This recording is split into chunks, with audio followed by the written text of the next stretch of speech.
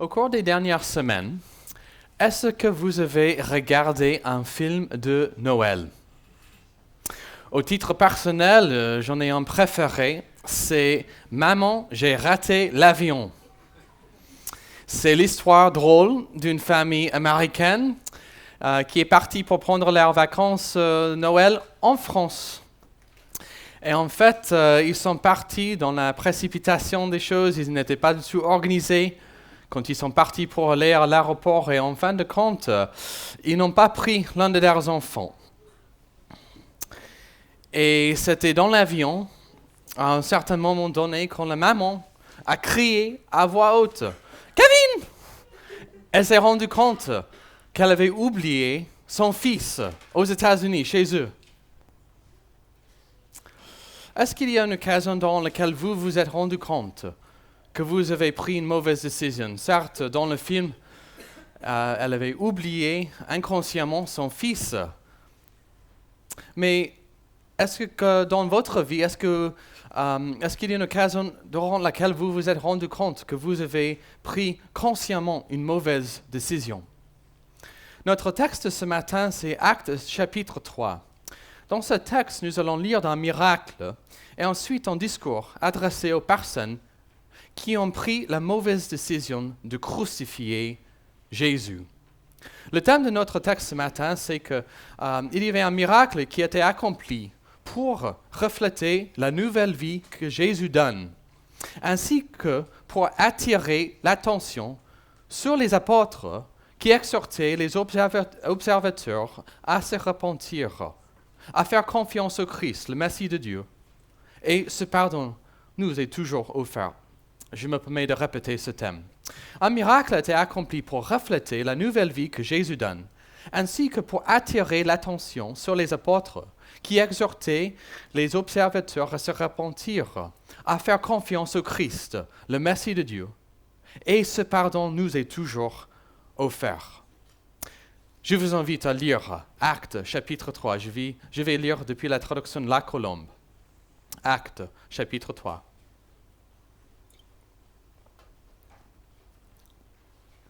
Ensemble, Pierre et Jean montaient au temple, à l'heure de la prière. C'était la 9e heure.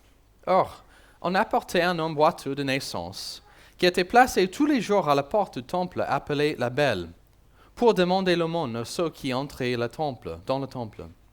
Voyant Pierre et Jean qui allaient y entrer, il leur demandait l'aumône.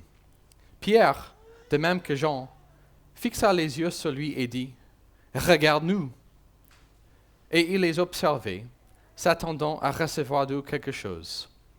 Mais Pierre lui dit « Je ne possède ni argent ni or, mais ce que j'ai, je te le donne. Au nom de Jésus-Christ de Nazareth, lève-toi et marche. » Le saisissant par la main droite, il le fit lever. À l'instant, ses pieds et ses chevilles devinrent fermes. D'un bond, il fut debout et se mit à marcher. Il entra avec eux dans le temple en marchant, sautant et louant Dieu. Tout le peuple le vit marcher et louer Dieu. On le reconnaissait. C'était celui qui était assis à la belle porte du temple pour demander l'aumône.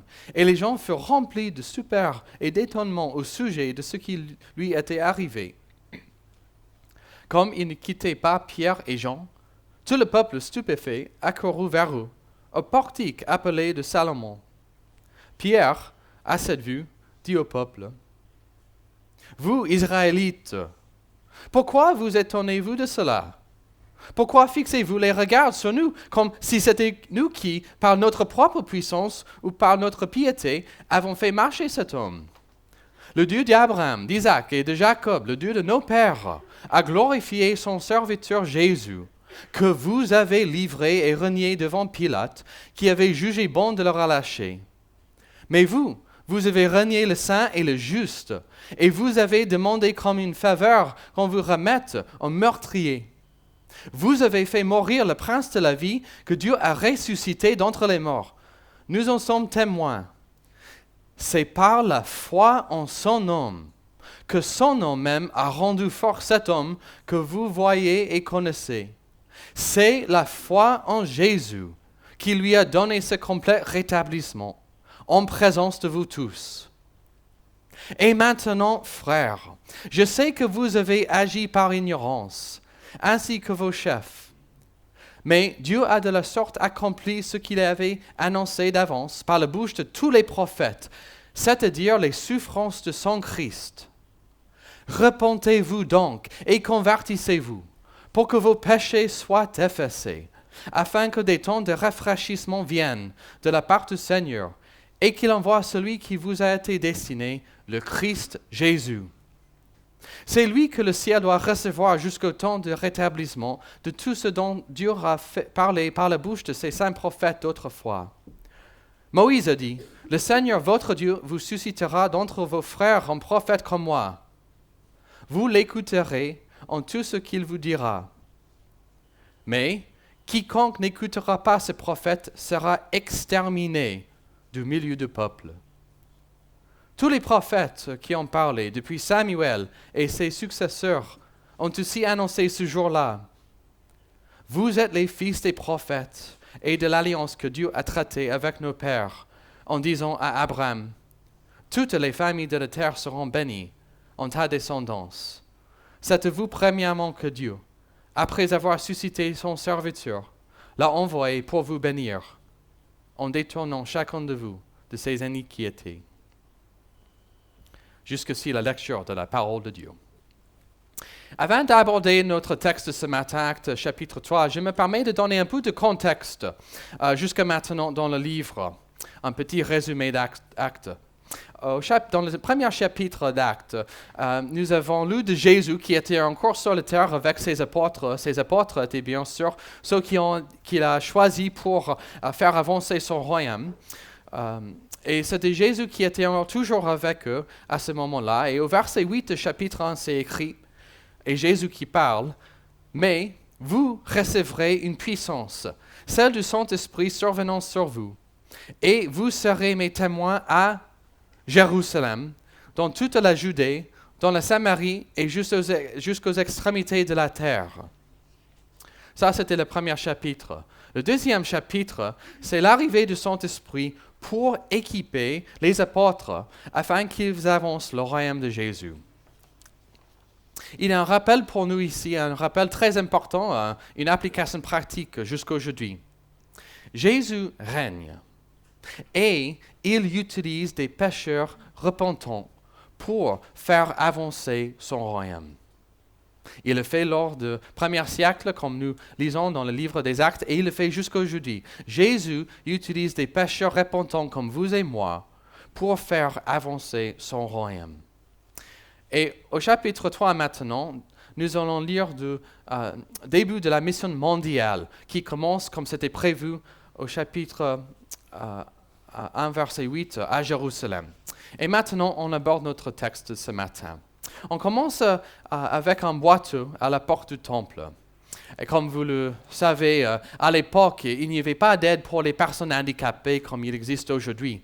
À l'époque, il n'y avait pas des hôpitaux ou des associations pour prendre soin des personnes.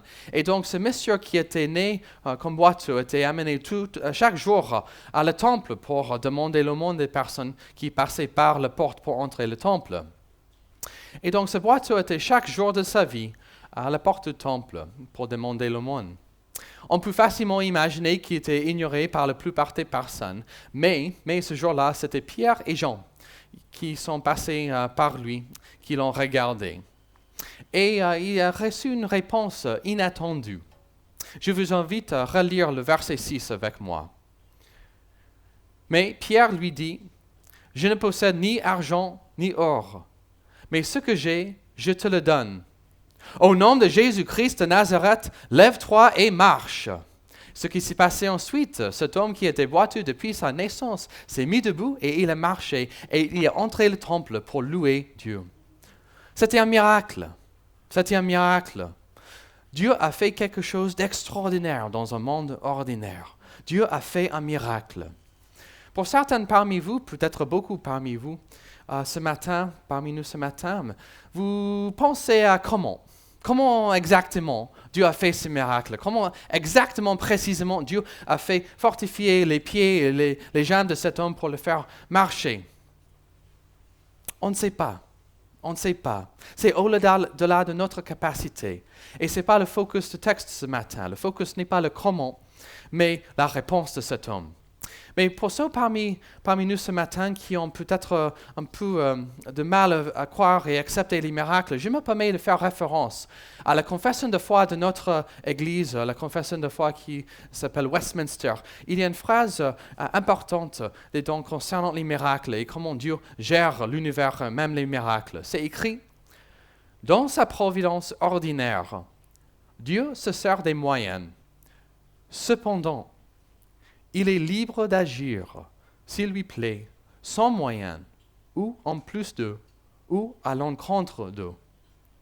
C'est-à-dire, simplement, Dieu n'est pas limité. Dieu n'est pas limité. Nous avons ce que nous appelons aujourd'hui les lois de la science ou les lois de la nature, et elles sont basées sur notre propre observation, et Dieu n'est pas limité par elles. Je vous invite à réfléchir à cette phrase. Si Dieu a créé tout l'univers, il est capable de guérir une malade. Comment est-ce que Dieu a créé tout l'univers? On ne sait pas, mais il l'a fait. Comment Dieu a guéri cette malade? On ne sait pas, mais il l'a fait parce qu'il est capable de le faire. Comme j'ai dit tout à l'heure, le but de ce texte n'est pas comment Dieu a fait ces miracles, mais la réponse à cet homme qui a été guéri. Je vous invite à relire le verset 8 avec moi. D'un bout, il fut debout et se mit à marcher. Il entra avec eux dans le temple en marchant, sautant et louant Dieu. Par l'intermédiaire de Pierre, Jésus a donné une nouvelle vie à ce boiteux. Et cette guérison était le début d'une nouvelle ère dans sa vie. Il a eu une nouvelle vie physique, mais une nouvelle vie spirituelle pour louer Dieu. Le texte nous invite à mettre l'accent sur ce que cet homme guéri a fait. Il a loué Dieu et il a sauté et loué Dieu grâce à cette œuvre dans sa vie. Le focus donc n'est pas la façon dont il a guéri, mais le message proclamé suite à ce miracle. Et cela nous amène à notre deuxième section de ce matin. Qui l'a guéri? Versets 11 à 16. Qui l'a guéri? Pour discuter de ce prochain point de notre texte ce matin, je vous invite à réfléchir aux Coupes du Monde de football. Il y a des millions de personnes du monde entier qui regardent les matchs, n'est-ce pas? Et à la fin, il y a un gagnant, quelqu'un qui gagne le premier prix. C'était dernièrement les Français, n'est-ce pas? Allez les Bleus, oui, n'est-ce pas? Quelqu'un fait quelque chose d'extraordinaire, l'équipe gagne la Coupe du Monde. Et donc, ils ont l'attention de tout le monde. Il y a des millions de personnes qui regardent cette équipe qui a gagné le premier prix. Beaucoup d'attention est portée sur eux. Et qu'est-ce qu'ils font? Ils prennent le microphone pour prendre la parole pour dire certaines choses. On voudrait remercier notre chef, etc., etc. C'est un peu comme ça dans la Bible. Il y a un miracle, quelque chose d'extraordinaire se passe. Ensuite, beaucoup de gens qui voient le miracle donnent leur attention à la personne qui a fait ce miracle. Et ensuite, il y a un message. Miracle, ensuite, il y a l'attention des personnes, puis il y a un message qui est proclamé. C'est pareil dans la vie de Jésus. Je me permets de lire une référence de Marc chapitre 1, verset 38. Jésus lui-même explique que le message est central. Ce qu'il explique, ce que les apôtres proclament verbalement est central. Marc chapitre 1, verset 38, il leur répondit, « Allons ailleurs, dans les bourgades voisines, afin que j'y prêche aussi, car c'est pour cela que je suis sorti. » Selon Jésus lui-même, le message est ultime dans son ministère. Et maintenant, on peut considérer le début du discours de la part de Pierre qui a pris la parole avec toute l'attention de tous les gens qui étaient là sur lui, à partir de verset 12. Ce qui souligne au début est très important pour nous. Ce qu'il est dit au verset 12, ce n'est pas par leur propre capacité, c'est-à-dire la capacité des êtres humains, Pierre et Jean. Ce qu'il veut faire, c'est de donner l'attention et la gloire à Dieu qui a fait ce miracle. Et ce que nous lisons dans ce discours de Pierre, et c'est le thème central de notre texte ce matin, c'est un miracle qui a été accompli pour refléter la nouvelle vie que Jésus donne Et ce miracle a attiré l'attention sur les apôtres qui exhortaient les observateurs à se repentir, à faire confiance au Christ, le Messie de Dieu. Et ce pardon de Jésus nous est toujours offert jusqu'à aujourd'hui.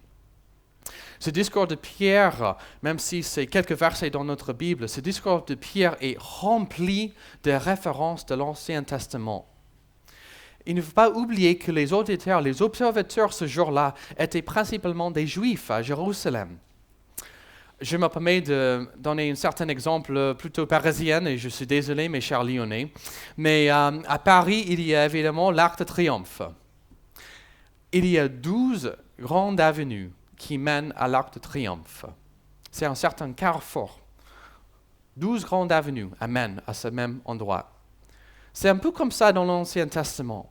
Il y a beaucoup de promesses, beaucoup d'attentes pour quelqu'un que Dieu allait envoyer. Et c'est comme ça, Jésus, il est au centre, il est l'accomplissement des promesses de l'Ancien Testament. C'est une manière de penser à Jésus, à quel point il est l'accomplissement de toutes les attentes, de toutes les promesses de l'Ancien Testament. Ce que Pierre vous souligne dans son discours ici, il y a beaucoup de promesses, des attentes de l'Ancien Testament qui amènent à Jésus.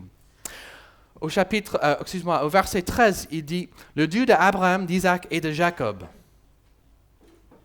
Ce n'est pas la première fois dans la Bible quand cette phrase est dite, n'est-ce pas? Est-ce que vous vous souvenez la première fois? C'est Exode chapitre 3, l'histoire du buisson ardent. Qu'est-ce qui s'est passé? Il y avait un miracle. Dieu s'est apparu, le buisson était ardent, mais pas brûlant. Il a attiré l'attention de Moïse grâce à ce buisson ardent. Et Dieu a parlé. Dieu lui a donné un message pour que Moïse puisse proclamer son message, c'est-à-dire le message de Dieu. Il y avait un miracle qui a saisi l'attention de Moïse. Et ensuite, il y avait un message proclamé. En Actes chapitre 3, ce discours est plein de références à l'Ancien Testament. Et Jésus est le Christ. Et vous l'avez crucifié. Ça, c'est le message. Jésus est le Christ. Et vous, les personnes de Jérusalem ce jour-là, vous l'avez crucifié. C'était la pire décision de toute l'humanité. Jésus était Dieu lui-même, le Messie, le serviteur, le prophète ultime, etc., etc. Et vous l'avez crucifié. C'est écrit au verset 13. Vous l'avez livré et renié. Vous êtes coupable. Au verset 15, c'est écrit, il est le prince de la vie. Dieu l'a ressuscité. Il y a un contraste ici entre la mort et la vie. Et maintenant, je vous invite à relire avec moi le verset 16. Parlons de l'homme boiteux maintenant. Pierre dit, c'est par la foi en son nom que son nom même a rendu fort cet homme que vous voyez et connaissez. C'est la foi en Jésus qui lui a donné ce complet rétablissement en présence de vous tous. Son nom, cette phrase, son nom est répété. Ce qui veut dire, c'est donner l'attention à Jésus, non sur Pierre ou sur Jean qui étaient là. Et il explique quelque chose de très important pour nous tous. Il a dit, c'est par la foi. Les bienfaits de Jésus viennent par la foi. Il y a l'application pour nous. Comment recevoir ce que Jésus nous offre? Par la foi en son nom. Il termine dans ces versets, la fin de l'explication, et il veut mettre l'accent sur l'application et la réponse à ce discours. Et cela nous amène à notre troisième section de ce matin, se repentir pour le rafraîchissement, versets 17 à 26. Au verset 17, c'est écrit « Et maintenant ». Voilà la transition. Quelles conséquences? Comment est-ce que vous allez répondre à ce message, à ce discours? Et maintenant, on peut facilement imaginer une certaine conclusion normale. Vous êtes coupable d'avoir crucifié Jésus, le Messie, le prophète ultime, le serviteur, le Fils de Dieu. Vous l'avez crucifié et donc vous allez subir la punition. Ça serait la réponse attendue, n'est-ce pas? Ça serait la réponse normale. Ces mêmes personnes qui étaient là, qui ont témoigné ce miracle, avaient crié quelques semaines avant, « Qu'il soit crucifié! Qu'il soit crucifié! » Mais comment est-ce que Pierre continue son discours? en donnant une certaine offre inattendue, l'occasion de se repentir. L'occasion de se repentir. Je vous invite à relire le verset 19. Qu'est-ce que Pierre dit à ces personnes coupables d'avoir crucifié Jésus? Verset 19. Repentez-vous, convertissez-vous, pour que vos péchés soient effacés. Ce mot se repentir est utilisé souvent dans le livre des Actes, dans 5 chapitres. C'est un mot-clé de tout le chapitre, tout le livre. Se repentir, c'est un grand thème. C'est un certain reflet de l'évangile entier, n'est-ce pas? Nous sommes coupables, vous et moi, nous sommes coupables devant Dieu à cause de nos péchés. Mais Dieu nous pardonne par Jésus. Le mot effacer est utilisé ici. Dieu offre par Jésus d'effacer l'histoire de nos péchés, nos dettes contre Dieu. C'est une image qui nous aide beaucoup à comprendre ce que Dieu fait dans notre vie grâce à Jésus. L'idée d'éliminer l'histoire de nos dettes, de nos péchés, de nos fautes, sans trace, anéantir l'histoire de ce que nous avons fait contre Dieu, contre sa parole. Il y a quelques mois, avec Charline, on a eu l'occasion d'entrer Notre-Dame de Paris pour voir les travaux qu'ils ont réalisés suite à l'incendie là-bas. C'était incroyable. Tout était propre, blanc, neuf même. Ça avait l'air d'être neuf. On n'avait aucune idée qu'il y a quelques années, il y a un incendie qui a presque détruit la cathédrale. Pour ceux parmi nous qui sont parents ce matin, vous savez que pour les enfants, il existe des jeux. Et les enfants peuvent utiliser des feutres pour faire des dessins et des lettres. Et il y a moyen de tourner composante de ce jeu pour effacer tout ce qu'ils avaient écrit. C'est une image pour expliquer ce que Dieu fait dans notre vie par Jésus, par la foi en Jésus. Il efface l'histoire de nos péchés. Il a offert de le faire aux personnes qui avaient crucifié Jésus. Ça, c'est Dieu. Ça, c'est la grâce de Dieu. Je vous invite à réfléchir à cette vérité biblique. Il a offert à ceux qui avaient crucifié son Fils de se repentir, d'effacer l'histoire de leurs péchés. Au verset 20, c'est écrit « les temps de rafraîchissement » et au verset 21, c'est écrit « rétablissement ». Par ces paroles, Pierre parle de la fin du temps, quand Jésus reviendra pour juger, pour éliminer le péché et le mal et inaugurer la nouvelle création, autrement dit le paradis de Dieu. Ça, c'est l'avenir, mais maintenant, et il souligne l'importance de maintenant, maintenant est l'occasion de se repentir. Maintenant, il faut prendre une décision. Comme l'a écrit un commentateur, Jésus n'est pas une option, il est indispensable. Pierre termine son discours au verset 23, disant qu'il y a une conséquence de ne pas croire et obéir à Jésus. Il écrit « Mais quiconque n'écoutera pas ce prophète sera exterminé du milieu du peuple. » C'est-à-dire que ce message de l'Évangile est un message vrai avec des conséquences éternelles pour nous tous. Cela nous amène aux quelques applications de notre texte ce matin. Tout d'abord, considérons comment nous pouvons partager la bonne nouvelle aux personnes handicapées. Comment est-ce que nous pouvons partager la bonne nouvelle aux personnes handicapées? Je me permets de répéter ce beau verset. Il entra avec eux dans le temple en marchant, sautant et louant Dieu. Que Dieu nous utilise pour proclamer ce message de l'Évangile aux personnes handicapées, pour qu'ils puissent aussi marcher, sauter et louer Dieu. Il faut aussi considérer que par notre soin et notre amour pour les personnes, on attire leur attention et on les encourage à faire confiance au Christ. Je cite un autre commentateur, il a écrit « Leur ministère, c'est-à-dire le ministère de Pierre et Jean, était global. Ils prêchent un message, s'engagent et répondent aux besoins des personnes en même temps. L'un renforce l'autre. Dire que Dieu vous aime sans le montrer rend le message vide de sens. Dire que Dieu vous aime sans le montrer rend le message vide de sens. Que nous puissions montrer notre amour pour les personnes, même les personnes handicapées. Prions aussi pour le peuple juif. Ils étaient là, ils ont entendu l'évangile proclamé. Il faut prier que Dieu nous donne les occasions de proclamer ce message de l'évangile de Jésus-Christ aux personnes juives, le Messie de Dieu. On peut aussi prier pour les personnes malades. Parmi nous ce matin et d'autres personnes dans notre entourage. Dans la Bible, il n'y a pas de promesse qu'on sera tous guéris dans cette vie. Mais, la Bible nous explique clairement que dans la nouvelle création, on sera tous guéris de chaque problème. Le même apôtre Jean qui était là avec Pierre ce jour-là, était le même Jean qui a vu la vision de l'Apocalypse. Et je cite Apocalypse 21 maintenant, qui nous donne une vision de la nouvelle création. Pour ceux parmi nous qui sont malades, qui luttent contre les difficultés, qui ont soif d'être guéris, je vous invite à écouter avec joie cette promesse de notre Dieu. Apocalypse 21.